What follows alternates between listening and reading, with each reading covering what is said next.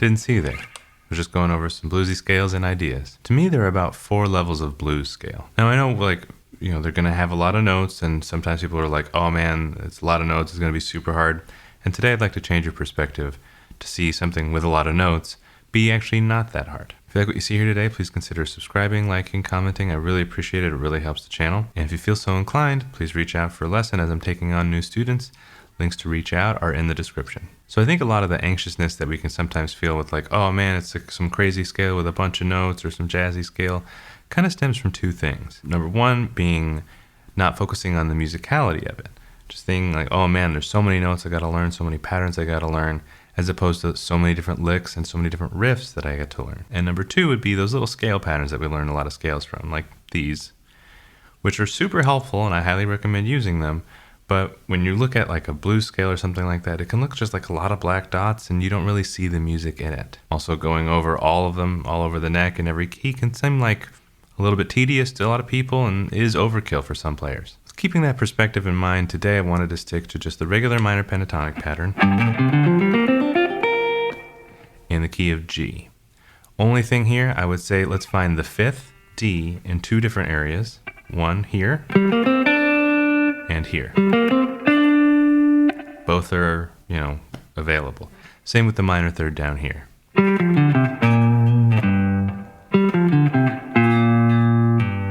Those 2 areas are on limits, not whatever the opposite of off limits is. So already just using this scale, not even getting bluesy about it, there's a lot of music to be found. For instance, as far as like blues goes,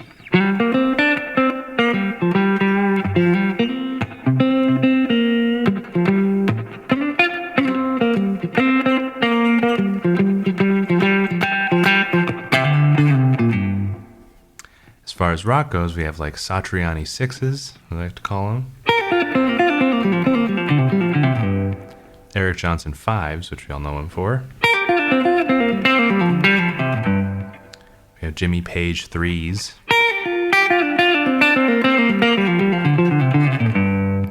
And we have something more simple like an Angus Young solo that we all know.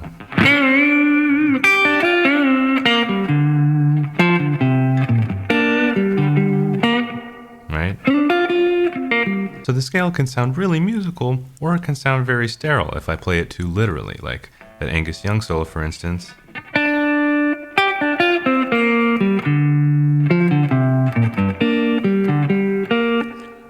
Sounds a bit ridiculous, but if I bend and use vibrato,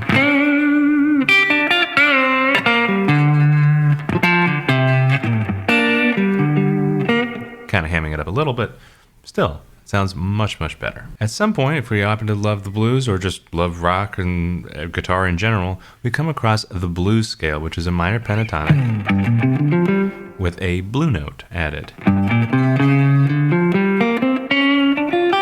Right? So in this scenario, we're adding the flat 5 or sharp 4 or just blue note. And if we play it a bit, kind of like I was saying before, like a bit literally, there's nothing really bluesy about that, right? As soon as I start adding slides to and from the note, bends to and from the note, all of a sudden I get these iconic licks that we all know as far as blues goes.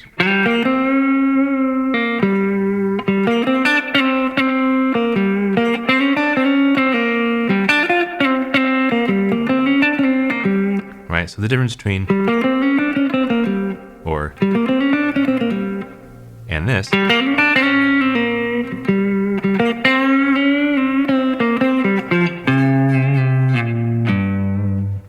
quite a big difference. So instead of having a 5-note scale that's now a 6-note scale that I have to go over everywhere, I realized that that one note is just a handful of musical ideas, a handful of licks, a handful of riffs that are now available.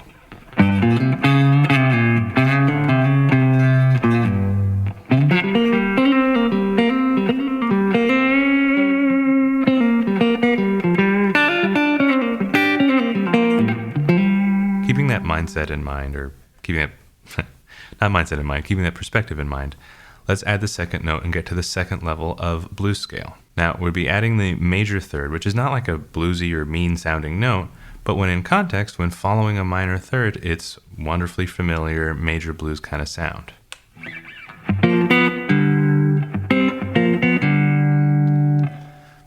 sure a lot of you find that kind of sound pretty familiar. Again, when we play up it like it's just a scale,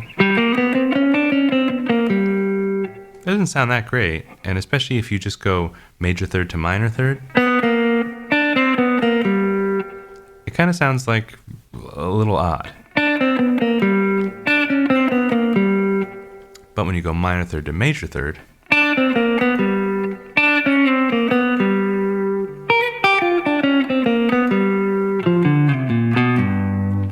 now it makes a lot of sense. And so with sliding and bending, just like before, we can get a lot of different licks and riffs out of this.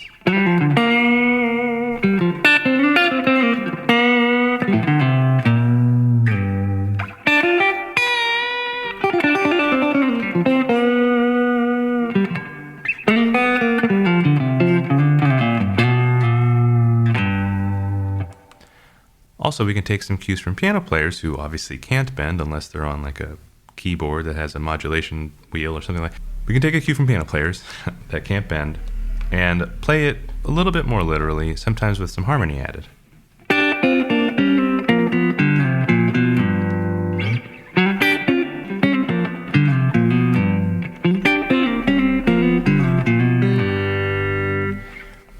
Also, if we don't want to add a lot of the bluesy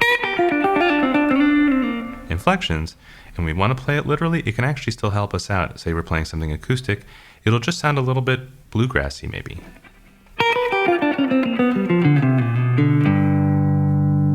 Kind of like that. Let me get it one more shot.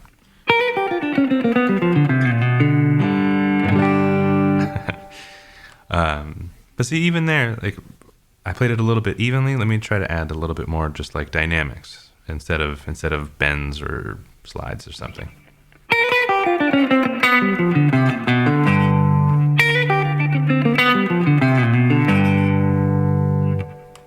Now it's sounding maybe, if I play that super fast, like a bluegrassy lick instead of a blues lick. So again, and I'll be repeating this because I really want to have it sink in, instead of seeing it now as a pentatonic scale that we have to do,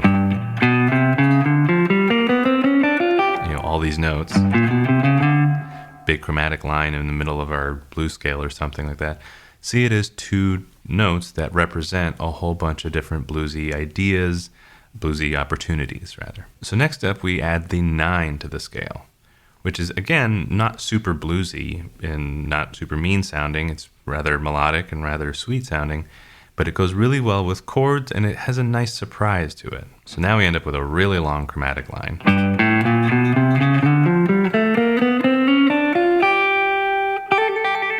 And there's a few different riffs that kind of come out of this. One that's like a really wonderful one for like kind of like a vamp or something like that would be major third and root, 9, flat 7, and doing this kind of thing.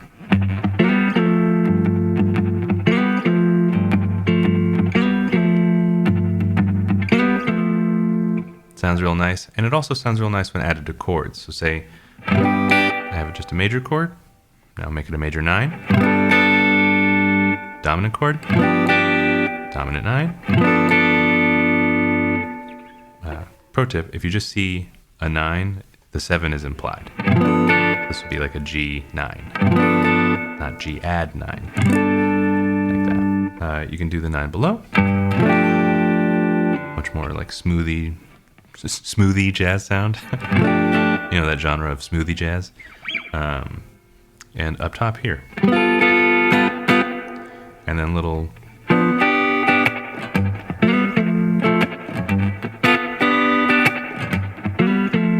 sounds quite nice, and it sounds quite nice, when doing something kind of maybe blues cliche-y.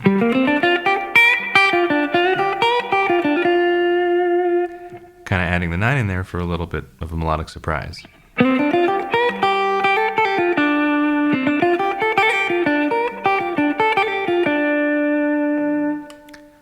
It can be kind of nice, and especially over the 5 chord. So, say I'm over the 1 chord, to the 4,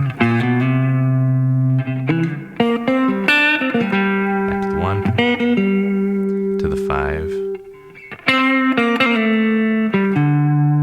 to the 4,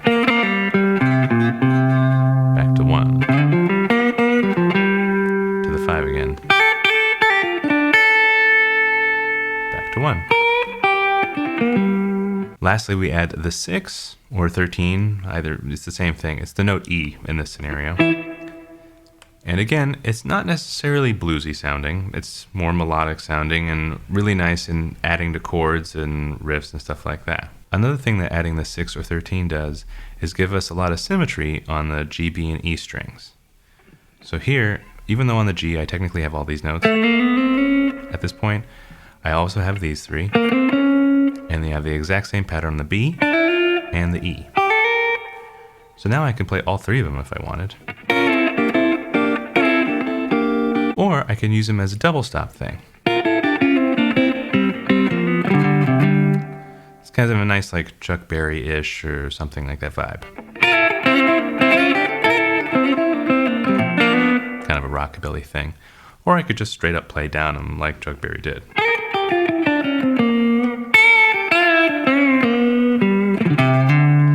Really easy on the hands due to that kind of symmetrical aspect of it. It also works really well in chords.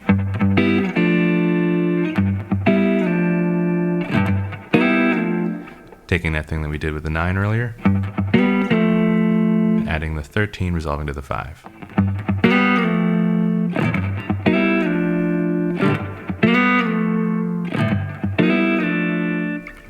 Another nice thing about adding the 6 or 13, I'm just going to say 13 from now on, but is that it's the major third of the 4 chord. Right? So if we land on that, when we land on the 4 chord, it really sends it home that like, hey, this is a dominant chord. I know that I'm playing the major third of the dominant chord. So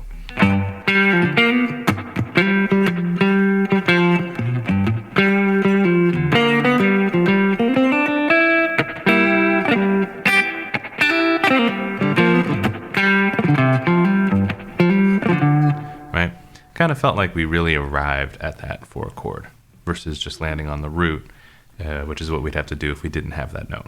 So you might be thinking like, hey, this is just adding a note and calling it a new level. Sure, but I would say that the last 3 remaining notes, the flat 13, flat 9, and major 7, are kind of more honorable mentions than increasing levels of blues scale. Because these are kind of more particular notes, they're more passing notes, they're kind of more inflection notes, as opposed to something that you can play just about over every chord and have sound good. So first let's go over the flat 13. Sounds quite nice if you want to do it as like kind of a, again, passing note, like.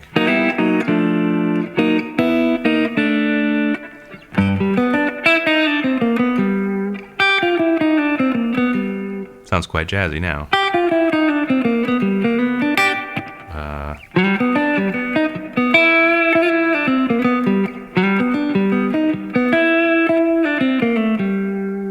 Sure, sounds really nice. But if I just play like a bluesy riff and then land on it, it's not really helping anybody out. Same goes with the flat 9. Stevie Ray Vaughan famously used it in this kind of lick. Right?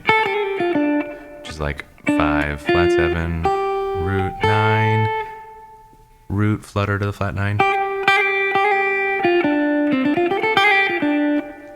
Really nice to use over the 5 chord.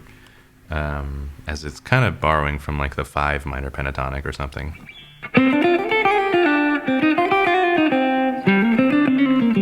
You could do that if you wanted.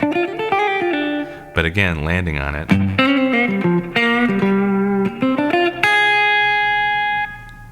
Yeah, it's gonna be a harder sell for sure. So again, it's not really a note that I wanted to include in like an actual, hey, use it all the time kind of thing. And the same goes for the major 7. Again, coming out of a blues lick. Kind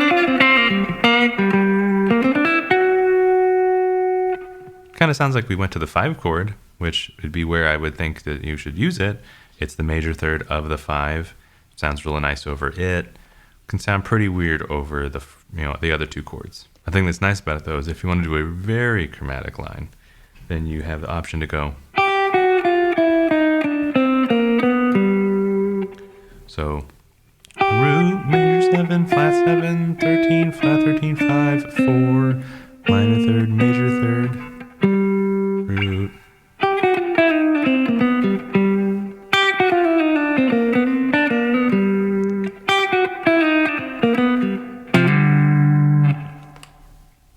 So it can sound nice, it can be used. It's obviously used as a passing note here. It's kind of like this thing, that kind of vibe. And it also can be used coming from the 4, because it'd be coming from the 13 or the major third of the 4.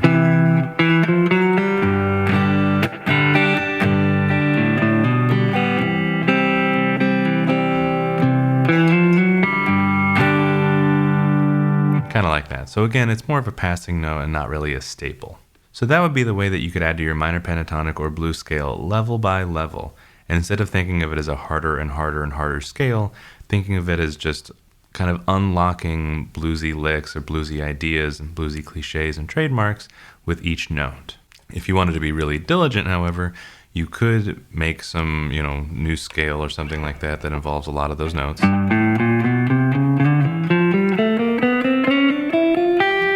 Pretty long scale, and doing that all over the neck, sure, that would be fine, highly recommend, whatever. But also don't forget, when doing all those things, is to don't forget to take a lot of those riffs and licks and repeat them in all of the areas. Otherwise, what's the point of doing them in all the areas, right? So say I end up with something like this. I want to be able to do that and find the 4, which is the degree that it starts on. And be able to do that all over the neck.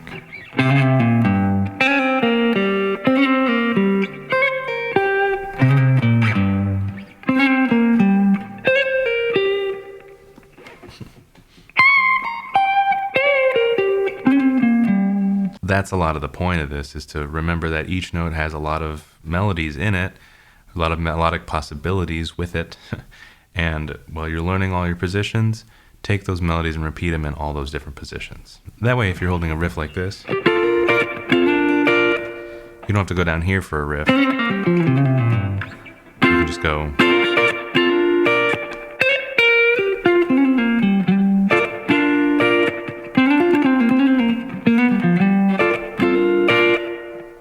It'll be a lot easier on you. So I hope you have a lot of fun with this stuff, and I hope it's not too overwhelming. I hope you keep in mind that, again, it's not a bunch of notes, it's just a bunch of licks that you know already. Thanks very much for watching, and I'll see you all next week.